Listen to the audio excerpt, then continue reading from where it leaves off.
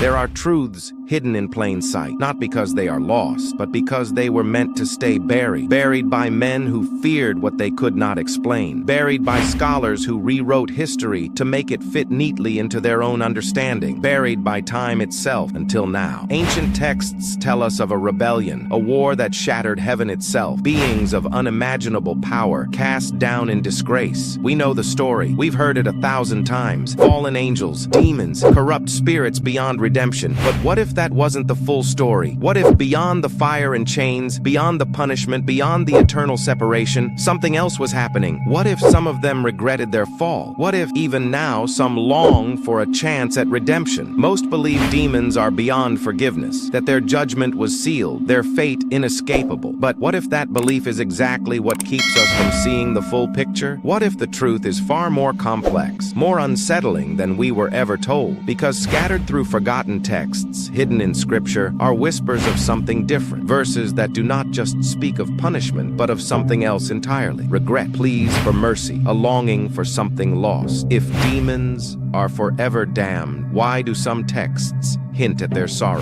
Why do certain apocryphal writings speak of fallen beings pleading for another chance? And perhaps the most unsettling question of all, why is this discussion so aggressively silenced? History is rewritten by those in power. Truth is controlled by those who fear what it might reveal. But some things refuse to stay hidden. Some questions demand to be answered. And this is one of them. There are things you were never meant to know. Questions you were never meant to ask. The deeper you look, the more the edges of certainty begin to blur. The pieces no longer fit the way they once did. And then something shifts. There is a reason certain conversations are silenced before they even begin. A reason why, across centuries, some knowledge has been dismissed, hidden, erased, and yet despite every effort to bury it, traces remain. Look closely and you will see them. There's something they don't want you to see. It's been there, in plain sight, for centuries. But the few who noticed, the few who tried to speak, they were met with silence. Some called them heretics, others called them mad. But what if they were neither? What if they had only seen too much? Buried within ancient manuscripts, lost among translations, are whispers of something few are willing to acknowledge, that not all who fell wished to stay fallen. Picture this, a figure standing at the edge of an abyss, staring into the void of something endless, something unchanging, a presence, bound and forgotten, crying out for mercy. But there is no answer,